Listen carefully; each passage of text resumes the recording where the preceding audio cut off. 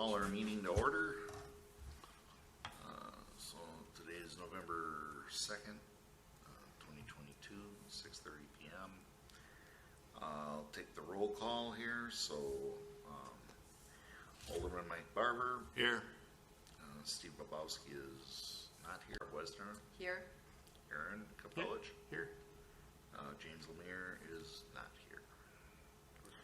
All right, so then we have the citizen comment period. We do not have any citizens here to comment. So next is the approval. I'll make a motion to approve. I will second. All right, all those in favor? Aye. Aye. Opposed? All right. So now we have the economic development update. So, John, are you going to be? Well, is reviewing and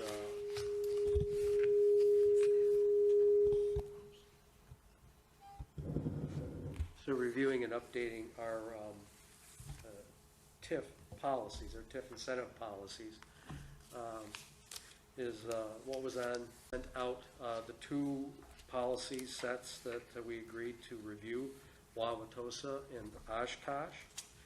And so I guess what I wanted to do is, if you've had a chance to review those, we could go through them page by page and find out if there's anything in those that you thought was especially beneficial, that you liked, and anything that you didn't like.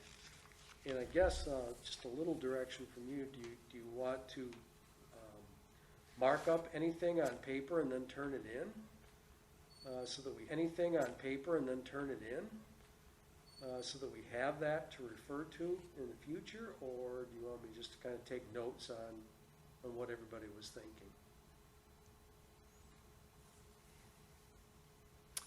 Well, I would say you probably just take notes on Okay. where things All are right. at. So I would say you probably just take notes on Okay. where things All are right. at. So All right.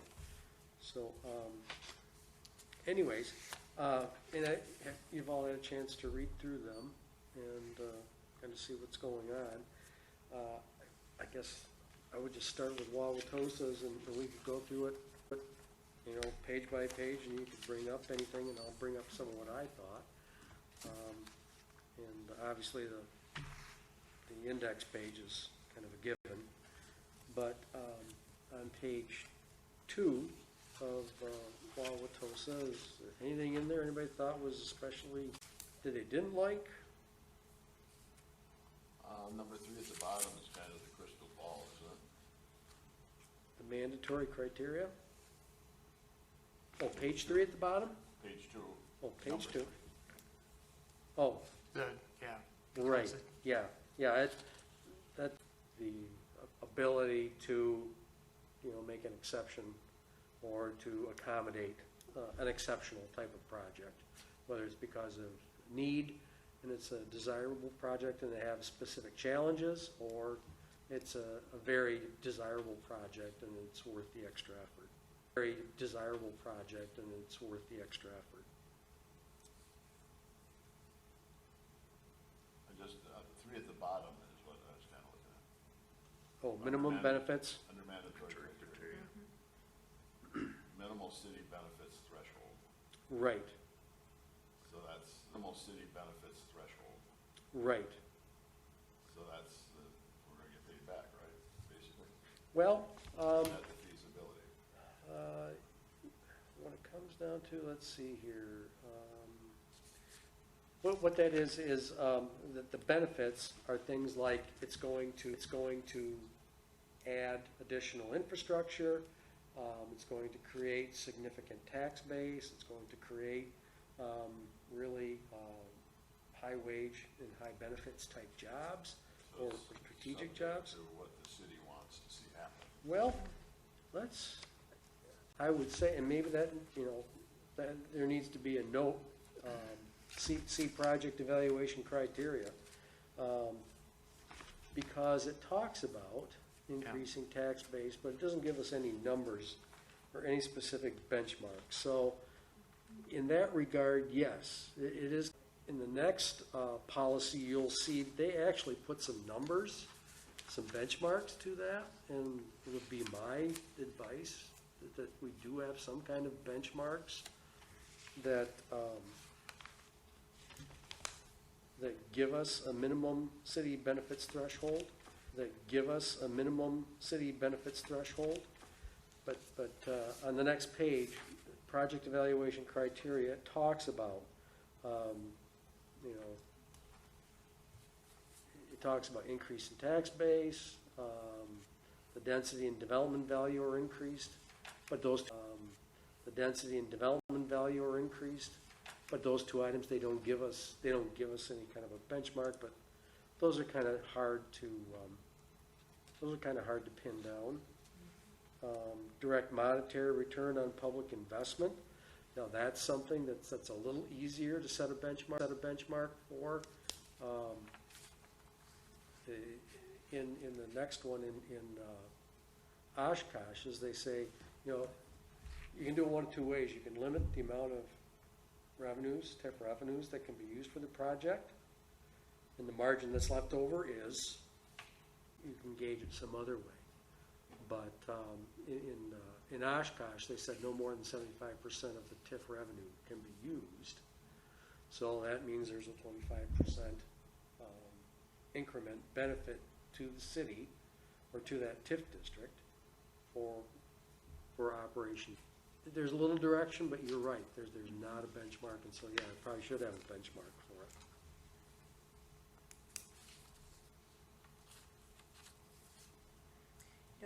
That criteria that you were mentioning, Mike, the minimum city benefits threshold, that really relates to, it says to generate the minimum benefits threshold, that really relates to, it says to generate the minimum benefits needed for the city staff to be able to recommend the project. Yeah. So it really, that kind of places it in the lap of the staff, that Makes they the need staff to have responsible. this at minimum. Yeah. Okay. Staff To have responsible. this at minimum. Yeah. Okay. So would the council then define that for the TIFs? Future TIFs that are coming on board? And my understanding is we wait for a developer to show up, Correct. and we don't have those things in place at all. Yeah, I To mean, the extent that you have to have it be blighted, it has to have a payback or feasibility. And Right. I think that's as far as it goes for us. right. And that may still be, you know, revenues have to meet the expenses. And in the city's case, many times, they have a valuation or TIF revenue guarantee from the developer. You know, even if they don't meet their values, they still are paying Sure. that that would be coming in from the projected or promised investment. And up in Marathon County, I'm thinking, I think it was the village of Schofield or the city of Schofield opened up a TIF district, and then it pretty much was failing. So then they went to, it pretty much was failing. So then they went to the state for an exemption. I don't know. An exception to the length of the TIF? Yes. Yeah. And you can do that. And you can do that. Well, I just, you need like a really good anchor business to create it, in my opinion, to create a TIF. Right. Just like, you know, like Research Park, that Oregon's built a couple of those buildings out there to get it kicked off. True. To have an anchor is very beneficial, and most of the time, that's what launches Right. the TIF or the development in that area. But the first step, there have been plans that have been developed, and we'll even talk about one later on tonight, that indicate what the best type of development should be targeted for that area. And then and that's what the mayor was talking about at the last meeting, you know, go out and find developers even. you know, and the concept works out, if it's a match. Sure. And then, at that point, then you can launch, you know, you can design and launch a TIF. Just for my information, a TIF then is not created until you have a developer who's interested. You can, Or you can can, you- you can develop it And then wait before for that. somebody- You can, or you can can, you- you can develop it And then wait before for somebody that, to show up? and advertise that benefit, I see. advertise that incentive to Okay. try and attract the Okay, developers. can go either way, Yeah. okay. Yeah, but it's just one of those things where, yeah, but it's just one of those things where you run the risk of, as much of a risk as it is, to have a TIF open up that doesn't get engaged with a developer before the time kind of runs out to pay off the project costs. So at some point in time, it's wiser to say, we'll never get the kind of investment in here because we don't have enough time to finance it. And so you maybe terminate that one I see.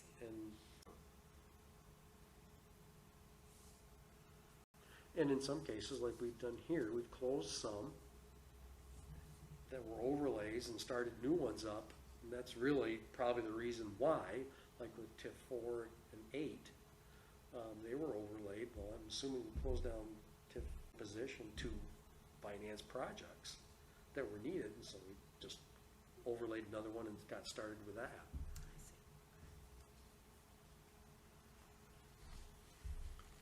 see. So anyways, yeah, so that's an option that we could recommend to the city, and that we could recommend to the city, and we should probably, we will be in communication, and we should be coordinating with the finance committee, and I got to find out how we're going to do that, as far as any ideas,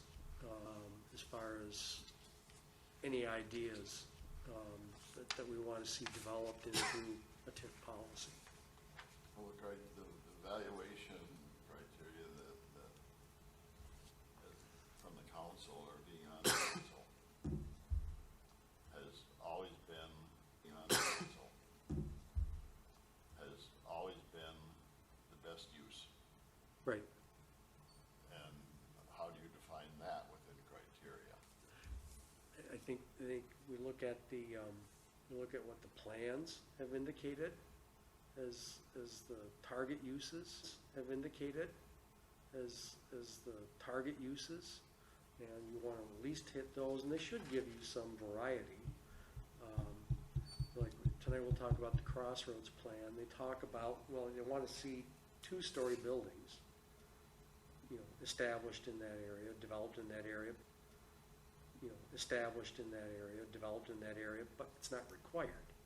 So if you have the office and the retail or the residential developing there, and it doesn't, you know, it's not all meeting the 2-story goal, it's not going to. Because it's kind of like, one of the things that I've always wanted to improve in my district is, and I've gotten a lot of complaints from constituents, is Orchard View. Mm-hmm. So there, I've been working with some developers over time that have had, it needed a bigger picture. Yep, weren't comprehensive enough. And that bigger picture is coming into it, but basically, we don't have anything in place to say this is what we'd like to see. This is, you know, it's gonna be concept review, then a site plan. Right. It's going to be, very little great hope to see on the corner. Yeah, a plan hadn't been done, but yeah, a good concept came forward. Yeah. Well, and with a group that you've worked with, and so they understand Yeah. what's desired. That's why I'm wondering how much we wanna really try to work Yeah, in some instances, but, I mean, I don't see how you can, it's nice to have that written, and this will be our criteria and guidelines, but I don't see how you define that. Yeah, as far as the actual developments themselves, no, it's pretty difficult to do. It'd almost be the council wants you to think about defining that as well with us at some point. Yeah, anything we come up with and get agreement, Yeah. come to agreement with the finance commission with, finance committee, all that goes to the council. All that goes to the council. That all goes to the council. You know, the one thing I see in their criteria that isn't really spelled out is, although it comes close when it talks about community services or quality of life, the impact on quality of life, the impact on the citizens, Mhm. and how to take that into consideration. Right, right.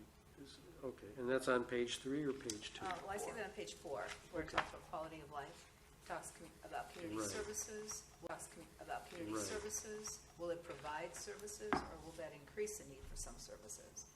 And then, of course, the natural environment and, It would increase the level of services. The development would increase, like retail services, if it's financial services, banking, or will there be an increase in the need for more police and fire services? correct, those would be two. Yeah, I think that needs to be, Okay, community services or increase the need for such services. yeah, it's Yeah. a bit unclear as to what they really mean by community services. Yeah. Convenience services such as nearby grocery store or require additional social services. Right. The League of Municipalities this month has like a three-page thing on TIFs and age thing on TIFs. And it's a nice layman's version of Mhm. what it would be. So if you get the league, I'll give it, if you want to read it. It's like a layman's presentation of what the TIF is and how it comes Okay. together and what it does. Was that something that was online today? I know Marion was. I got it in what it does. Was that something that was online today? I know Marion was. I got it in the magazine. Oh, okay, the municipal Yeah, the magazine. municipalities. I have that, I saw that, I just grabbed it, so I'll I read it. mean, copy that, share it would be maybe a good idea too, just to have that. Yeah. So. Okay.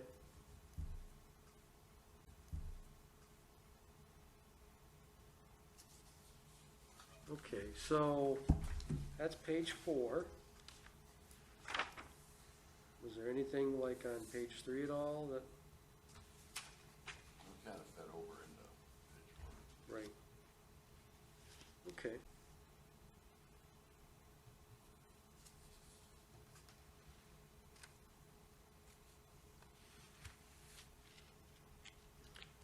All right, page 5. Yeah, I kind of felt like that, it was almost like a repeat of some of the previous sections, but.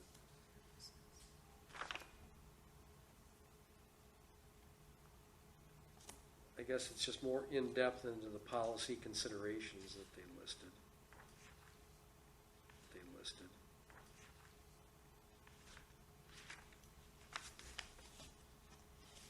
Well, it's kind of like what the effect is of a TIF too down the road.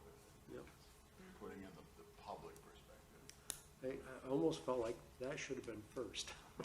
And gotten rid of the introduction that they, felt like that should have been first. And gotten rid of the introduction that they had and put Yeah. that in there, but, Yeah. That's an overview of what yeah. the benefit to the city is.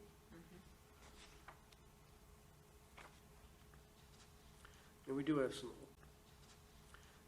some overview there. Doesn't have everything that we have in here.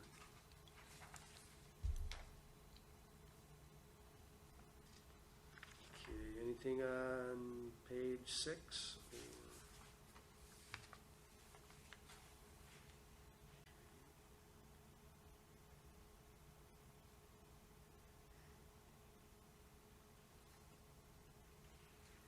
So on page 7,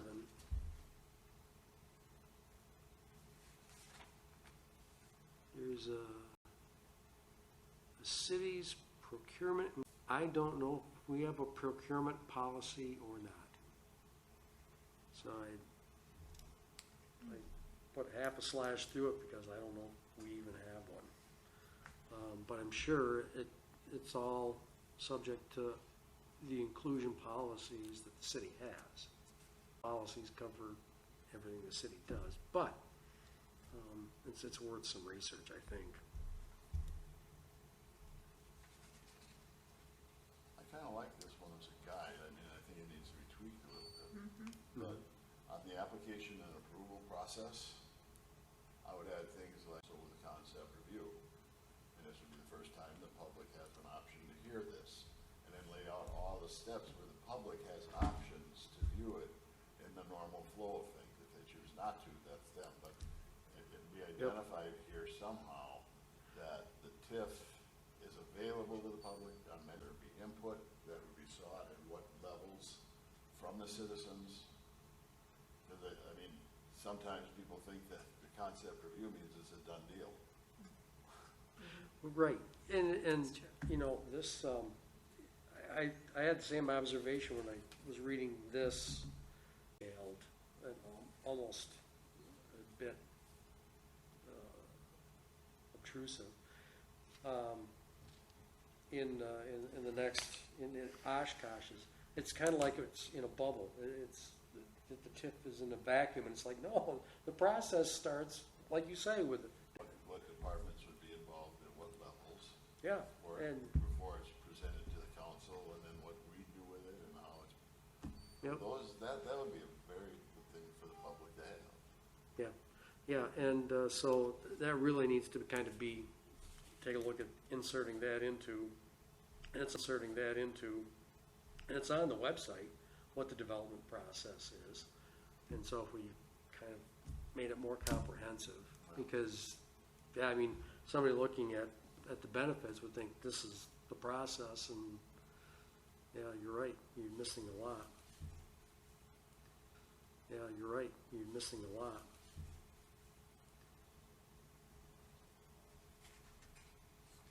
I would have no problem working with this as a base, and then reading from there as well. Yeah, and I guess we're looking at this through the lens of, you know, how do we want to edit and adjust the draft that I sent everybody the last meeting we had, for the last meeting, which was the draft that Callie was working on, and but not everything. And this part here, I don't think is in it, but we should add. I just have a question. I'd like to go back to number 5 on page 7. Does the city have a policy on disadvantaged business enterprises right now? I'm sure we have inclusion policies, but as far as disadvantaged business enterprises, I'm going to. I'm curious about that. I can't say. I don't think there's ever been any. You've never had a, Because you've never had a. Because I've never. the qualification, and the thing would be is to find out if somebody has that qualification, but the qualification for that, really, the benefit is with federal procurement. And Or- so or if grants. procurement. Or- And so or if grants. yeah, Oh. if your city adopted, you know, maybe a thinned down, you know, how do we say, verbiage version of what the federal government does. Not the state probably has that kind of a policy that you could look at. That comes up in going for grants or additional money through grants, where they want to know that kind of, who's doing it, who's building it, are they using minority labor? And they talk about inclusion, but we've never had that. Where it came up and where it comes up is when you either apply for a grant or services from another community, they want to know what you're doing in these areas, and what is your income, housing, stuff like that.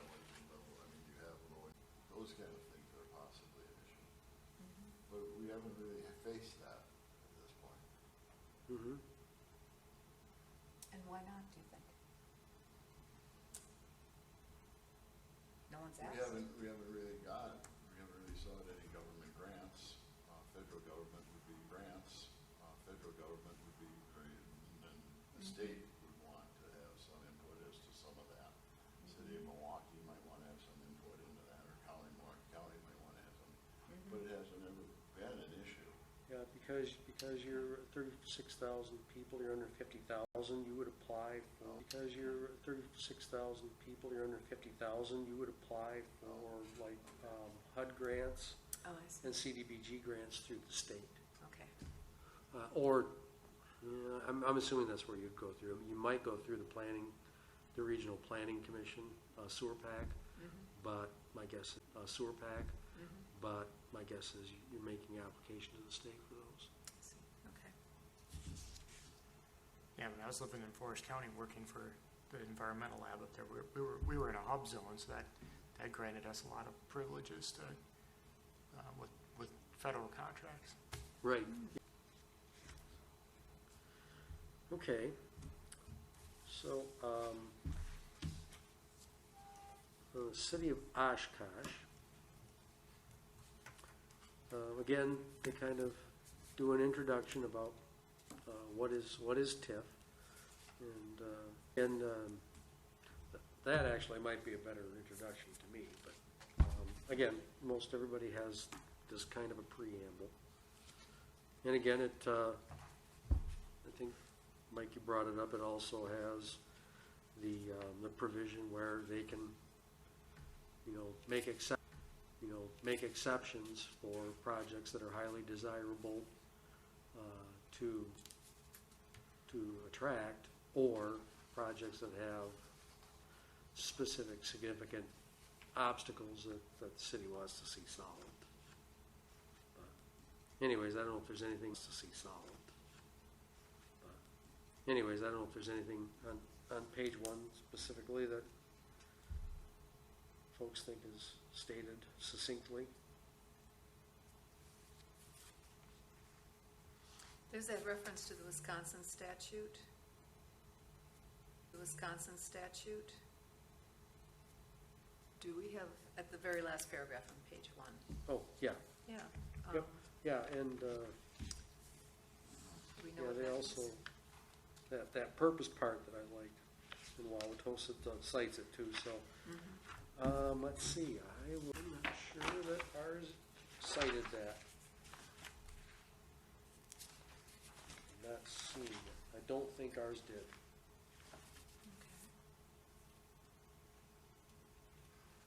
Probably should. Nope, it does not. So.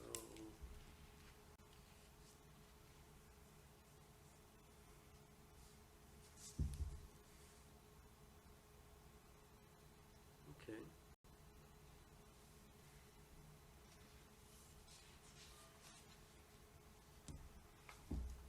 Anything else?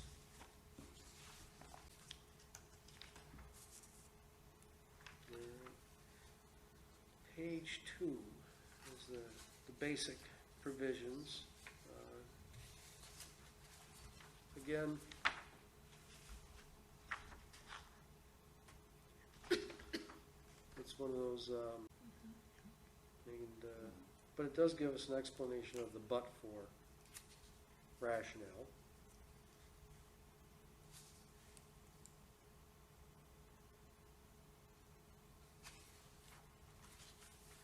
Has objectives listed in there, similar to Wauwatosa's. One thing I noticed though, and I don't know if it's critical, I know it's not the top priority, but our job creation, something that's part of our interest in the community, or something we want to see in these policies. Interest in the community, or something we want to see in these policies.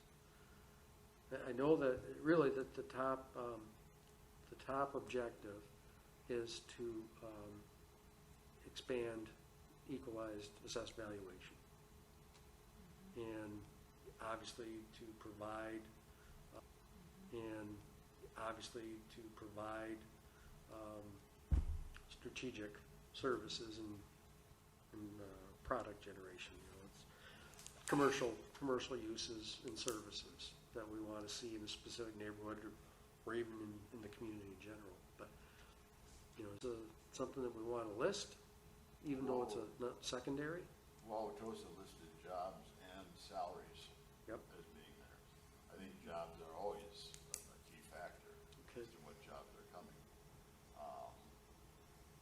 With the side question, maybe you think about what kind is they ever gonna need to support the people that are coming here that could possibly live here. So it's kind of like a Yeah. part of the picture. Right. The most important that I hear most of the time is it's gonna create 600 jobs Yeah. in But the community. the types of jobs Yeah. and the salaries, and salaries are something that you can be specific about as far as the standards, and I would say it's on an ongoing basis. It could be referenced on an ongoing basis. It could be referenced as a percentage of the state's average wage. Because where it came into play, for me, where I heard it the most often was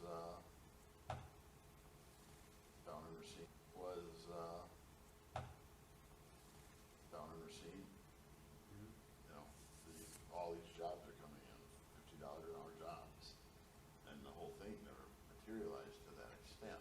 Foxconn Oh, yeah. specifically.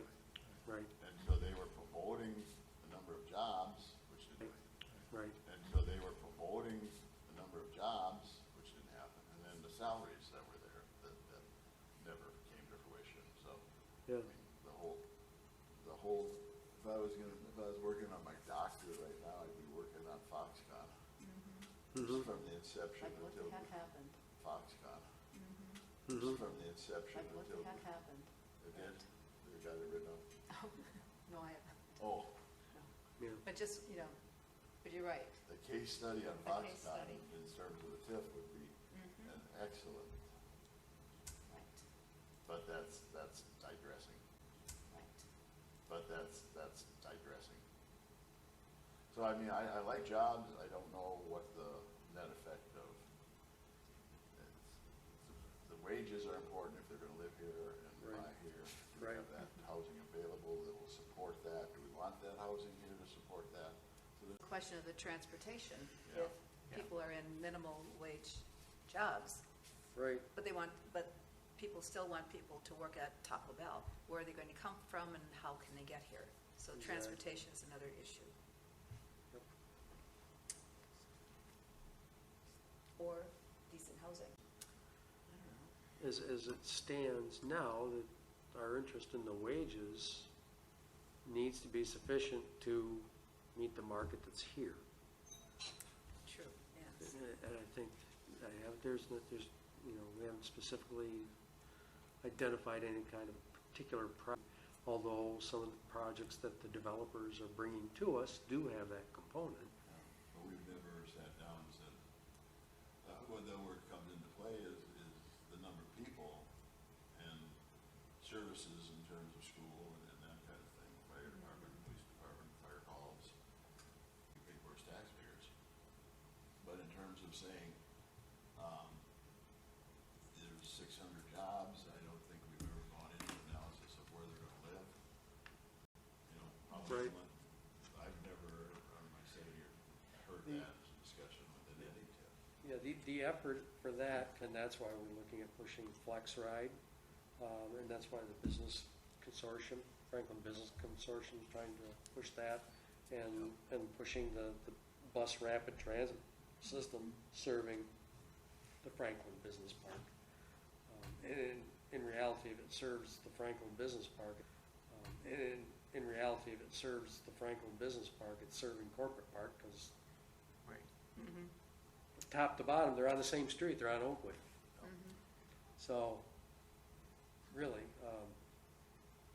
I think- that's gonna be very important, is to make sure we get into that. Yeah, I think we can see what happened. That's gonna be very important, is to make sure we get into that.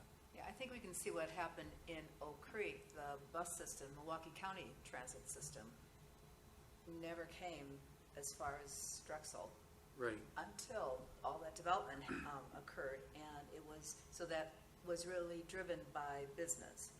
Mm-hmm. And I think that's what we have to see here, that if the businesses require it, need it, then they can provide those, Yeah. those services. And it's going to take place, that emphasis at the developer level, because the developers included in this. What do we got to do to make sure we get included in this?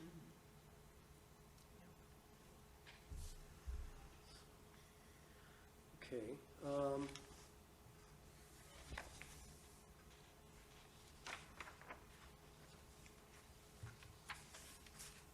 So I guess we just got done with. Eligibility, some of the same things we've seen in ours and Wauwatosa's. It's stuff that needs to be in there. I think they've got some redundancies between this and the next page, between this and the next page, and I think the next page is better. But I don't know if there's anything that really strikes people on page 3. There's some parts of it on page 3 that I don't like. There's some parts of it on page 3 that I don't like. It says what development is ineligible, and then it lists, office and retail development outside of the central city, and that doesn't really apply to Franklin. No. I mean, we have like 4 or 5. Commerce, areas of Well, high-density I commerce. would call them neighborhood retail centers, but it's bigger than neighborhoods. It's, I don't know, district shopping centers? I don't know, district shopping centers, in the city? But yeah, you're right, it's just exactly that. And I'm not so sure that's not a better situation to have. Because you're not trying to, because you're not trying to make everybody in the whole city happy. Yeah. You're not trying to meet the needs of the whole city in a downtown. It's downtown, so it has to be Yeah. all these things, and Right. it may not be feasible. So I think that's not a bad position to be in, because we're looking at developing all those areas Yeah. the way they need to be developed. So anyways. So page 4. Can I just, Sure. Pardon? are we in a position as a city wanting to define these things at this point? As far as these policies? Eligibilities on page 3. Okay, page 3. Page 3, okay. Eligibility. Yes, not necessarily in the way that these are defined. The eligibilities that we go by Best use. are best use in what the state statute defines. Right. These you can tell have some specific objectives you can tell have some specific objectives of the community in them. Right. And so we can do that. The city can do that. The city can say, we're interested in this type of development and that type of development. Again, you take a look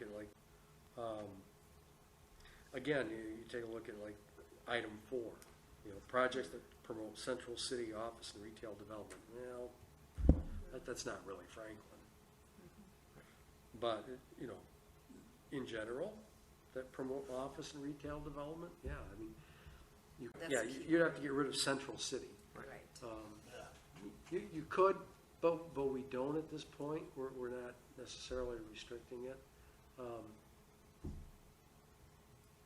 And I think, as for our purposes, we have to think of what we're eliminating include. But in our various, again, in the various plans that we have, they talk about the desired development that needs to be, or that should be pursued.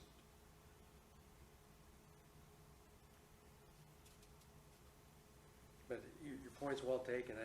It might better, we might better just stick with the statute latitude and just identify that rather than try to, sum up all of the different types of development that we want to see in the city. You got number 5, it promotes neighborhood stabilization. You got number 5, it promotes neighborhood stabilization or revitalization. That's what I would hope for. Yeah. It might be outside the scope of this kind of a document, and more in line with, planning documents and economic development policy documents that the city would have. And then this kind of, typically these documents just refer back to those. And that's why I say this is kind of, Into a development part, but, maybe having part of development, things like that are gonna enhance that quality of life perspective. right. But the first two sound very good too. It's just how do you Yeah, blend all that? Yeah, it's almost, again, it's almost one of those things that should be in the objectives that it talks about. Yeah, those things, you need to pay attention to. But I think we need to kind of define those ourselves, what we want. Projects not consistent with the comprehensive plan. Codified in the UDO now. And then there's let's change it for this development. Right. So, Again, yeah, you refer back to, hey, yeah, you follow that.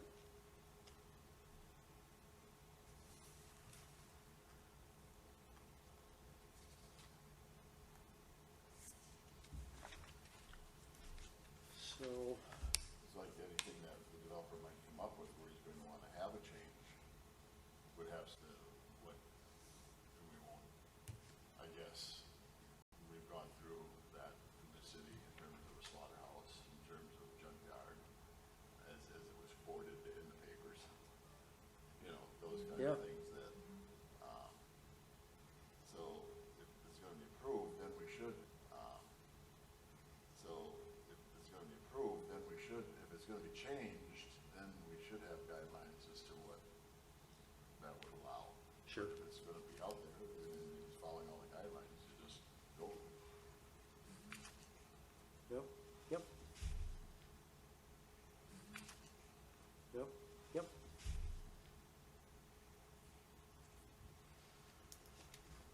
Okay. So, page 4.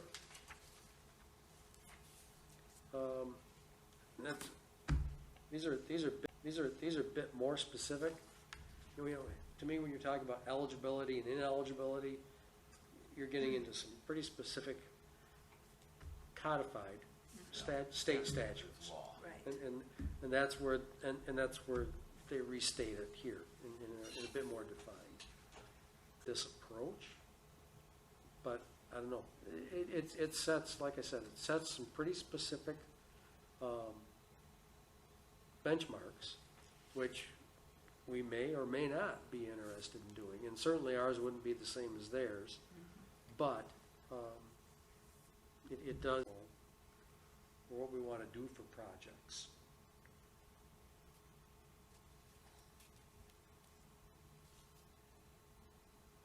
I like the fact that the city of Oshkosh, a number of times here, now I've seen the phrase, may further limit. So in other words, Yep. this is what's required by the state, further limit. So in other words, Yep. this is what's required by the state statute, but the city can also Right. expand that, apparently. I like that Right. phraseology that we should use. Yeah. And that's what the criteria, I think, is, the criteria for the TIF assistance is where they do that. And that's what the criteria, I think, is, the criteria for the TIF assistance is where they do that. But I mean, they reserve the right to do more.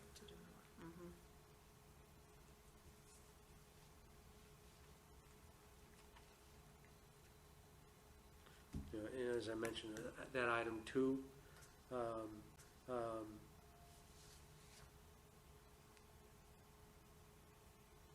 and let's see where else. Yeah, in item 2 it says for loans no more than 75% of the net present value of the tax increment generated can be made available. So, you know, for that particular project, if that's all that's being done for the project. Now, PAYGO is supported up to 90%. I like the 75% myself as a benchmark, but well, you do bonding, and so you're projecting that something's going to happen. You're going to have some revenues, and you know, a little more margin, a little more buffer helps. But again, like I say, this is something probably we want to talk to the finance committee about. This is something probably we want to talk to the finance committee about.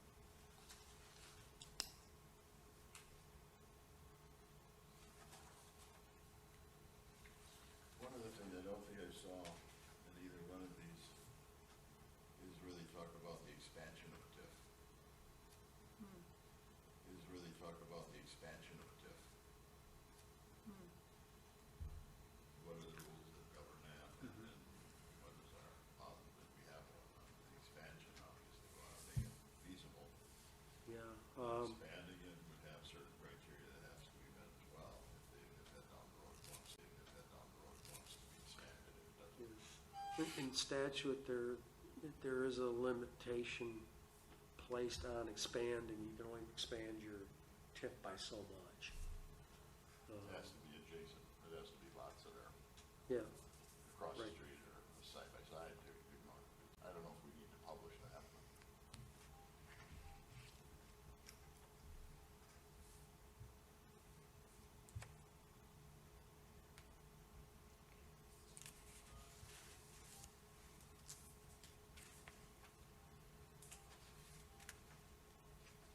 Okay, and then page 5 just kind of wraps it up as far as the criteria, and then there's some policy there.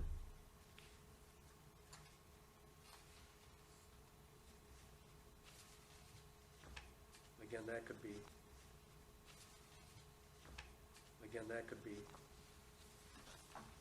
that could almost be back further in the criteria for assistance or even objectives.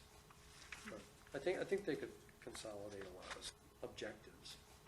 But I think they could consolidate a lot of stuff here. But, you know, maybe restating it a couple times makes it clear, as long as it's consistent. Approval process.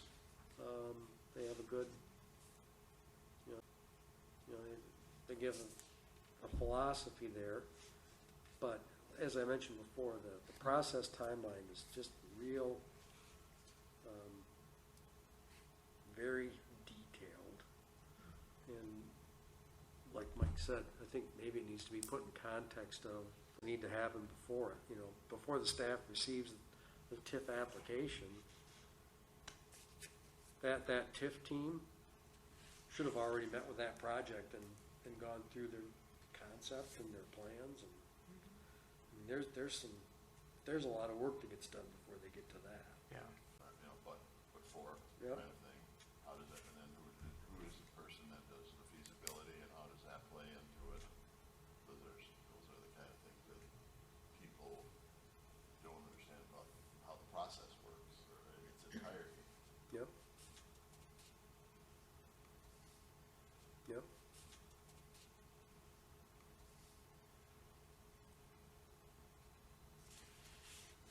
One thing it doesn't say, we have somewhat of a, let me shoot here,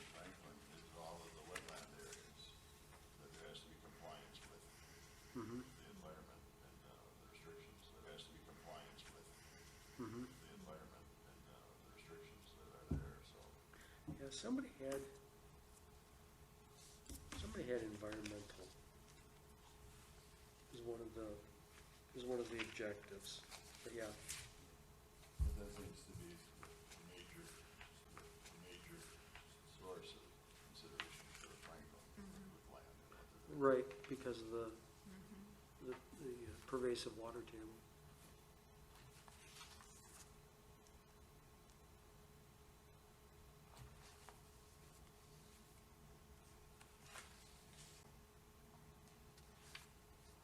At one point, people were worried about native culture, but I don't think that's that much of an issue any longer. No, I wouldn't think so. Farmers want to sell the land. Well, and Or make a profit on whatever crops they can for the time being. Exactly. I mean, there's some specialty farms that may, the farm to table type arrangements that could be developed with restaurants. But being in this proximity to metropolitan areas, the land is just so valuable. It's just kind of, the land is just so valuable. It's just kind of hard to imagine that, continuing with agriculture could be, a profitable proposition.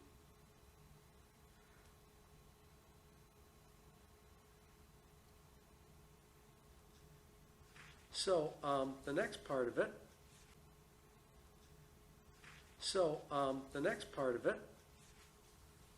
and my suggestion is probably to your relief, is that, we should have an application. I mean, fill in the blank application we do for everything else. The one that Oshkosh has is pretty thorough.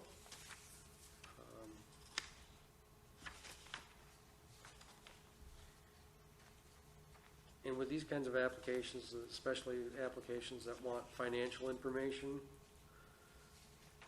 it's redundant because the information typically gets to.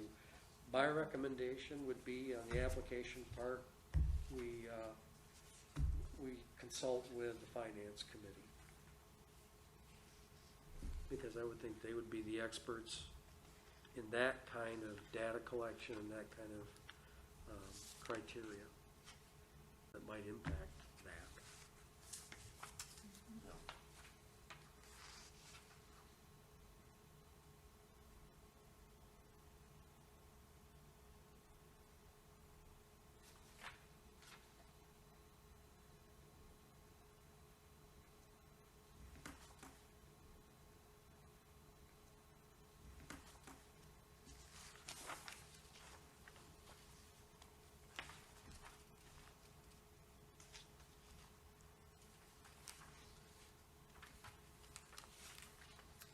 Would Ellers have any thoughts on our application process? Would Ellers have any thoughts on our application process? Yeah, I'm sure they could give us some guidance. So we don't have an application right now in Franklin? Pardon? Does Franklin have an application process? No, that's why Nope. the mayor wanted us to Not work at on all. this. The mayor wanted us to Not work at on all. this. Okay. And, Ehlers would be an excellent consulting group. Friedman would be a good group to help us with that, too, either one. It's just a matter of do we want to engage a consultant?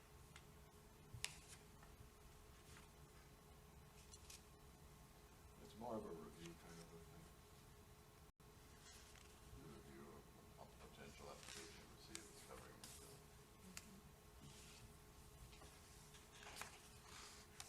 Opine.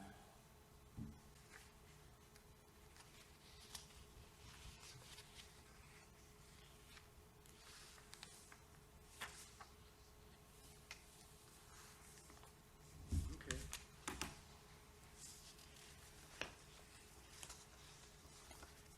So, Good discussion then? Okay. we can move on. All right. What would be the next step? Is the question. Well, we've got like 7 policies to review, and I guess that was my thought too. Is, this kind of takes a while, and so I don't know if it's you know, and maybe I can review the next two policies that we want to look at, or pick a couple, and I can take a look at them and send them to you, and you can maybe do more review on, or you can just take the policies, the next two that we want to review, and like I say, just do it as homework, up copies and send them to me, or give them to me at the next meeting, and My understanding was, I thought when we were doing this last time, that we were just gonna kinda do two at a time, so. right. And there were, how many do we have, 9, or? I think we've forget got, there were- I thought we had like 6 or 7. Or I thought we had like 6 or 7. 6 or 7, okay, I'm sorry. So I thought. It's 6. One, Madison has 2 documents. Really? Surprise, surprise. Alright, One so for one administration, one for the other, my suggestion would be that we just continue. one for the other. My suggestion would be that we just continue on with let's review the next two. Doing it the this next way. meeting. Do it this way, we'll just get through them and then Okay, see what we come up with after that, so. okay. I did like the fact that Oshkosh had a sample of their application in there, so. Excellent. The other thing I liked about it was that they had the little sample timeline of a May 1st, so you got an idea of, okay, here's all the steps and what the time was going to take. Right. All right, so with that, we'll move on. We had, so we're done with item A. Item B, replacement for Rob Getch. Does anybody? I work with a guy who lives in Franklin on the other side of town, on the west end of town, that wanted to get involved. I told him I was on his committee, but I don't know if I don't. Well, all he really needs to do to get on the committee effectively is there's an application that you fill out Okay. online. If you go to the city website, you fill it out. You can even put on there, you can't necessarily select where you want to serve, but you can at least put a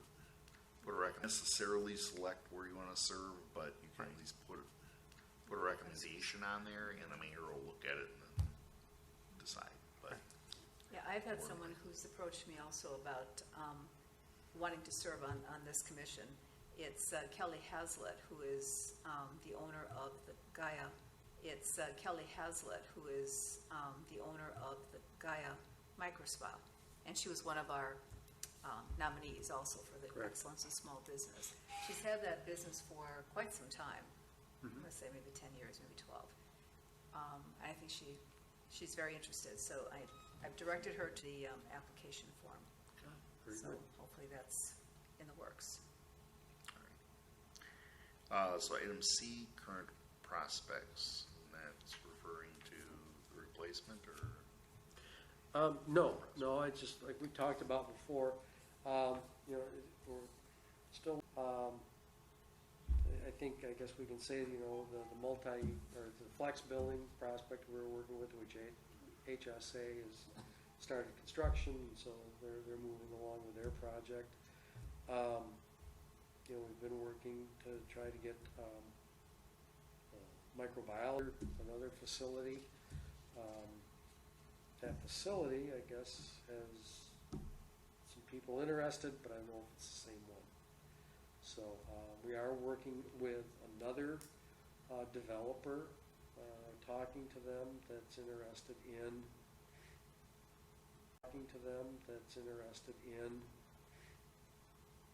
developing a couple more lots in Corporate Park. The facilities, they actually are looking at doing spec buildings, but we're in discussions with the types of facilities they're looking at building, and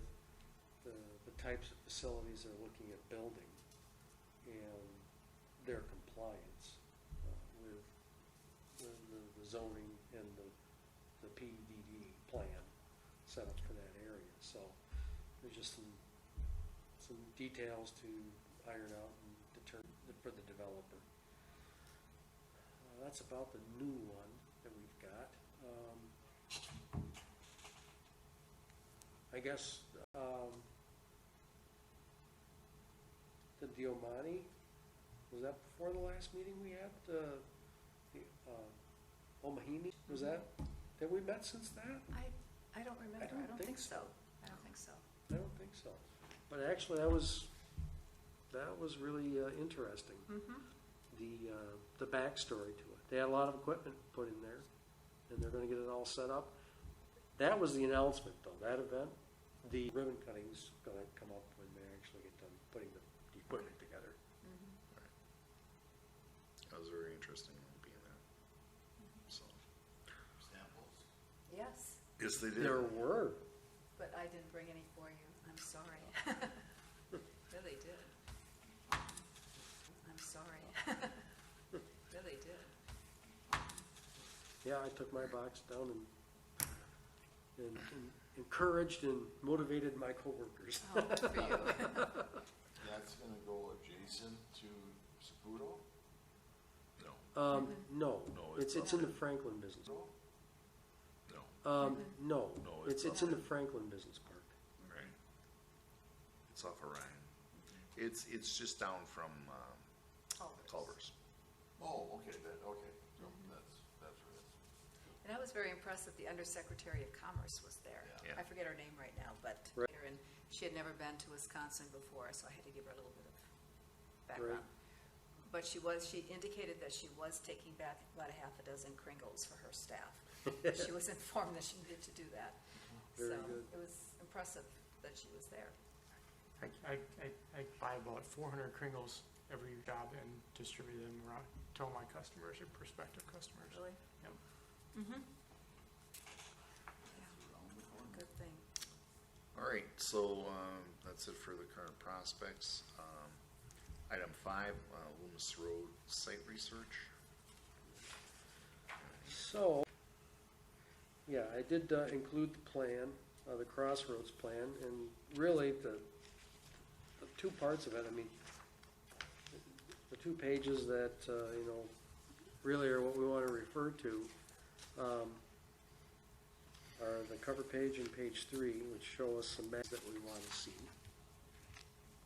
I did send you a zoning map of the area, and basically, I think what we're looking at was B3, was business uses, and also residential.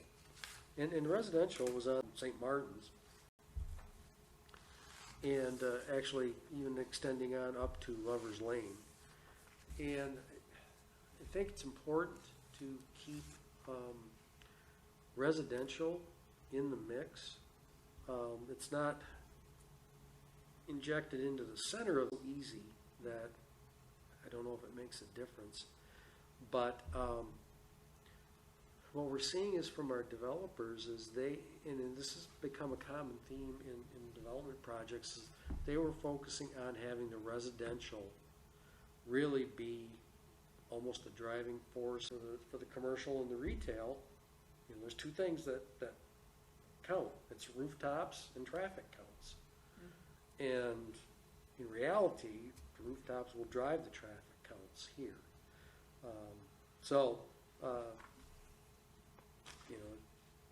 There were some use description.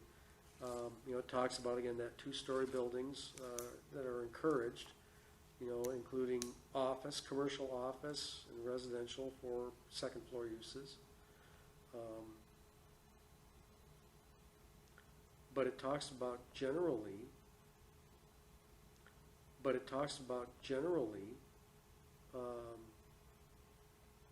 mixed retail uses,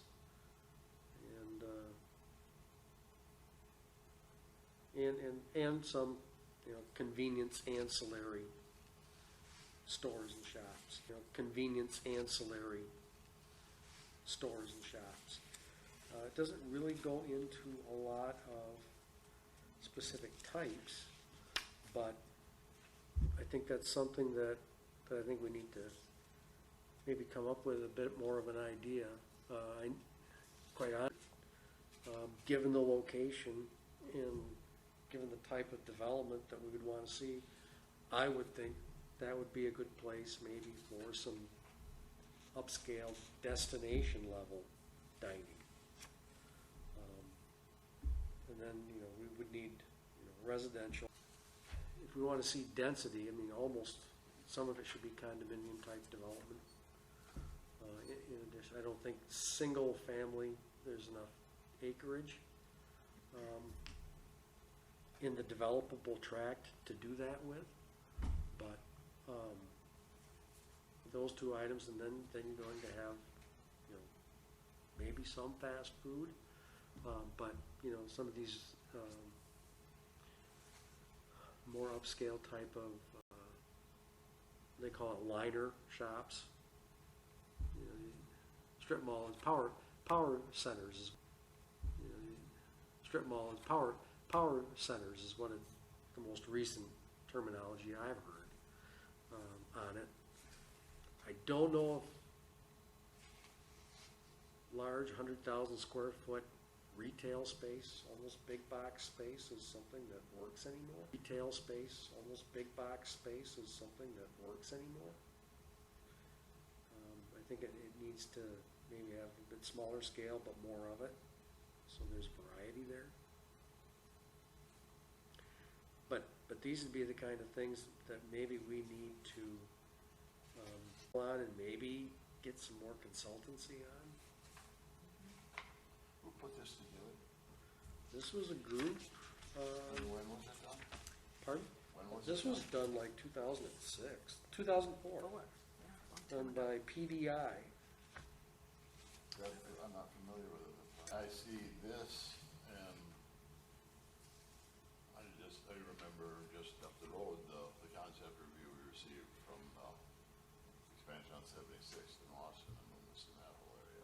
Right. So is this a reduplication of that in a lot of ways, or does this have to be adhered to? How much applies in this? Well, I think it's kind of the old caveat, more studies needed to come down to, you know, the specifics for the area. Is there anybody interested in this? For the area. Is there anybody interested in this? I would say that, yeah, we do have developers that would be interested in something like this. I think you Well, I may thought- want to even see more housing, more residential than what's zoned for more residential than what's zoned for right now. I thought there was a proposal by a developer for that, well, what would you call it, the northeast corner or whatever, 76 and Highway 100, or I mean, Loomis, Highway 36 and Highway 100. I thought there was a proposal for a Concept. Yeah, for the, yeah, well, you almost want to, for apartment buildings, I thought. Right. On the backside, yeah. right. And as we look at the map, it's really almost the east side. Well, east yeah, corner. I mean, is it active or is it just something that, You know, I don't really have the inside information on that. I can check and see. I mean, they wanted us to do the buy-in on that whole corner for like a mini theme park for all the residents that were gonna be coming on the backside of it, and it was like, there were issues with wanna put that kind of investment, dog parks and pools and things like that. So I don't know. I haven't Okay, heard so- anything after that initial. got it. Okay, so they did present it to the planning committee And or? then they got feedback, and some of it was good, some of it was, you know, because there's another tract of land in back, some of it was good, some of it was, you know, because there's another tract of land in back of there that they were looking to expand on with more residential, Right. but I don't know where that fell through or whether they're doing anything, because that was a while back. That was probably doing anything, because that was a while back. That was probably about 8 months ago, 9 months ago. Yeah, Yeah. so, okay. I'll ask and see how it was. Yeah. But, and yeah, that'll impact maybe what we want to do. Yeah. It's a good example, if we wanted to start doing Yeah. that kind of analysis. I think this would have to be updated if we were looking seriously at that corner and what, Right. who'd be buying what properties, you know, Yeah. to expand on. Sure. And there would even, you know, I mean, given that location, there are uses that could be developed there. You know, how do I say this? And not knowing what other development projects are looking for, maybe some upscale grocery store development. You know, you look at and it's way up on Rawson, I think, in is it 51 or 76? Sendex?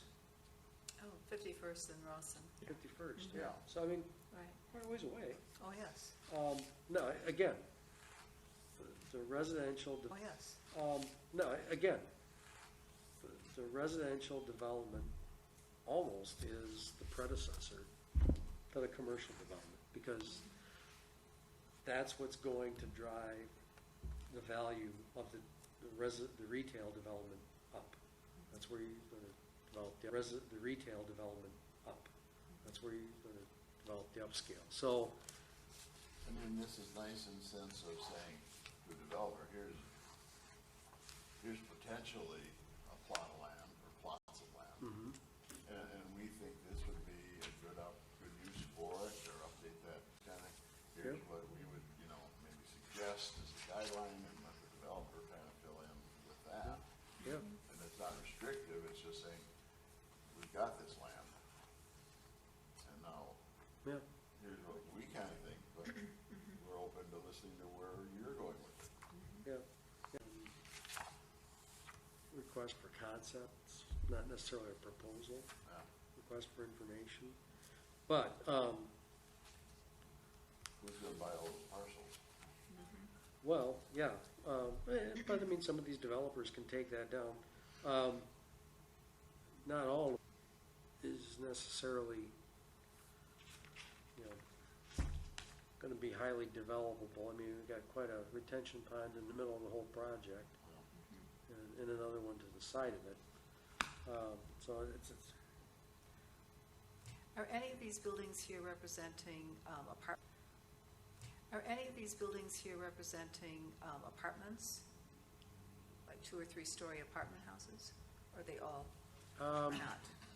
I think it says, yes, residential is the yellow, Okay, but it, the retail is the orange, and the Mhm. office is the blue. The retail is the orange, and the Mhm. office is the blue. but is the yellow then individual homes, or is that apartments? Can we tell? Or Those are going to be multifamily. they would be, residential, yeah. okay.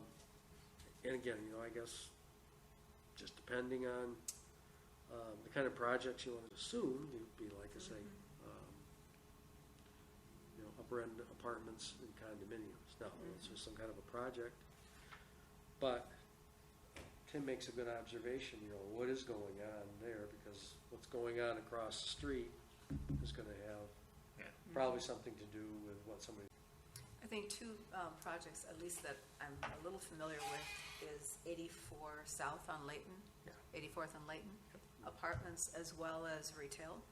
Yep. And then also, of course, Drexel Town Center, lots of apartments and a lot of density, plus restaurants and all that sort of thing, and go hand in hand in this area.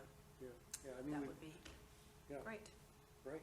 I mean, we've seen what the housing, in 2 cases, with the Rock and with the Orchard View project, the residential Orchard View project, the residential is an important component to basically generating your own market. Right. my parents live in those condos, right? What are they called? Just south of the, what are they called? Just south of the South Velo Village? Woodstone Village? yeah, Woodstone Village. Really? They live in the back, but they live in the back end. Okay. But that back end, part of that, on the side of where they live, would be where that farm field that was bought. So they're on the north side of Woodstone. Yeah, they're on the northeast side of. They're way on the back side of Okay. the east side of it. I live in, so I probably know them a little bit. I don't know. They've only been there about a year.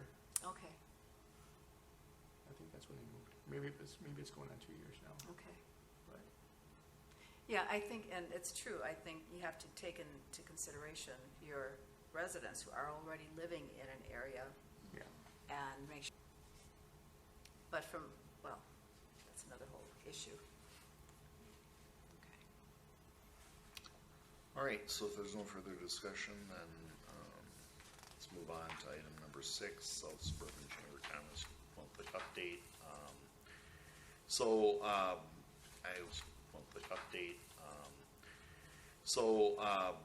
I was not at the last breakfast meeting, but I do know that Ola Schauer is no longer working as the executive director there. They're in the process of looking for a new director. They're in the process of looking for a new director. So that's really about all there is. Most of the meetings are very well attended. In general,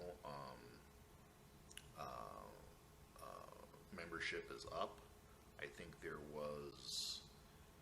got a lot of new members, and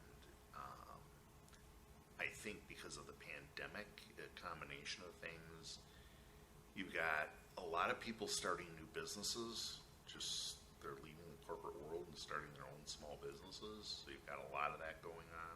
I think there's just pent-up demand, if you will, for networking, just to be able to get out there and, meet other business owners. So I think that's what's driving the attendance. So Be a replacement for Ola? they're working on it. I mean, actively working on it. And the other thing that they did do just recently was they finally rewrote the bylaws, which was a good thing. So that was a positive thing. So yeah, if anybody knows the position, certainly let me know or let one of the board members know. So. They're also willing to help us with developing demand or gauging demand for the Flex Ride program. Okay. I think at the What's that? We talked about that, I think, at the last meeting. Right. Yep. So the next thought is, the next step is Dave Steele wants to put together some kind of a forum with 2 mayors through the Chamber of Commerce Okay. to talk about transportation and Flex Ride in the Franklin area, in the Oak Creek area. Good. All right, so we need to determine when our next meeting is going to be. I'm sorry, Mike. Determine when our next meeting is going to be. I'm sorry, Mike.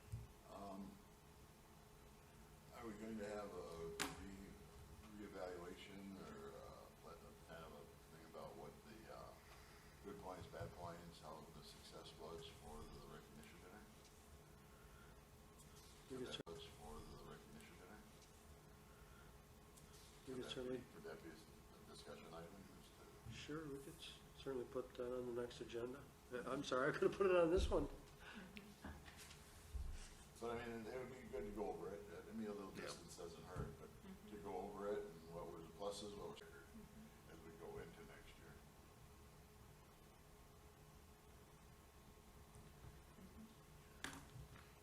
So the next meeting was supposed to be. I'm sorry, was that Thanksgiving Day, why don't they Thanksgiving Day, reschedule right. around us? you and I were talking about that at the recognition dinner? So, the potential for was it Monday or Tuesday that week instead of Thursday, or I'm thinking more along the lines of like the 1st of December almost. all right. Because here's the thing, we're gonna bump into the same thing with Christmas. Yeah. And moving it up isn't gonna help us much. Okay. So I'm almost thinking the 1st, I'm not thinking about the 28th, 29th, or 30th, because we now know for sure that doesn't work for Steve. So Yeah. we now know for sure that doesn't work for Steve. So, Yeah. so, So we're- move it to the first, and then maybe for January, potentially move that as well to the new year. yeah, Okay. yeah, because we're going to bump into the same thing there Sure. unless we, and I don't think anybody between, we're going to bump into the same thing there unless we, and I don't think anybody between Christmas and January 1st is going to want to have a meeting, I don't think. So, I'm not going universal. not me neither at that point, but. Okay, all right, well, we got at least got that one. And I can't make that because I've got a holiday party. Okay. We're, for a Car W, we're a big sponsor of Car W, so I need to be there. Oh, that's the date of the Christmas party? Yeah. Well, And I'm not saying schedule it on my schedule because I don't expect that, but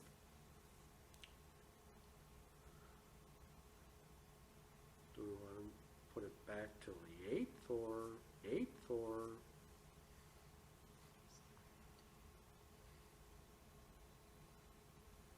What about November 30th? A Wednesday? Does that work or no? Well, it doesn't work for Steve. We know for Oh. sure it doesn't work for Steve. Yeah, that's right, okay. What so- days of the week do work for Steve? Just Thursdays? It doesn't work for Steve. Yeah, that's right, okay. What so- days of the week do work for Steve? Just Thursdays? Thursday, Okay. well, yeah, Monday morning, 8 o'clock. Okay.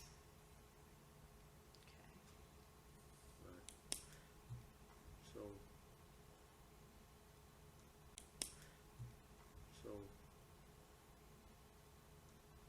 What Yeah, about- but if we What want, about a day meeting on the first, or no, or is that, pardon? sorry, regarding your schedule, what about a day meeting or morning meeting on the first? A morning meeting might work. could we pull a morning meeting off on Friday? Sure. Steve comes back Thursday night. During the day, I don't think it'll work for him either. Oh, okay, all right, I'm sorry, I didn't realize. See, he's gone up to Appleton Right, during the Yeah. week to teach classes is the issue. got it. And so that's why Monday morning, after that, he goes he's and he's doing work. Tentatively set it for Friday the 2nd and see if he can make it. Yeah, why don't we do that? Like in the Yeah, in the morning, 9 Yeah. o'clock, 8 o'clock. Well, I'd prefer 9 o'clock, but Me too. yeah, I would too. Yeah, fine. Okay. Let's plan it for 9 o'clock on the second. Are you allowed? sure, Dunkin' Donuts. So I'll check I with like my Steve. eggs over hard, so. I'll bring in my little skillet and There you go. hot plate. Okay. So 9 o'clock, December 9 o'clock. 2nd. Does that Okay. work? that Yeah, would- I'll check with Steve and see what he can do. All right. Well, with that, we just, Motion to adjourn. I second. all in favor? Aye. Aye.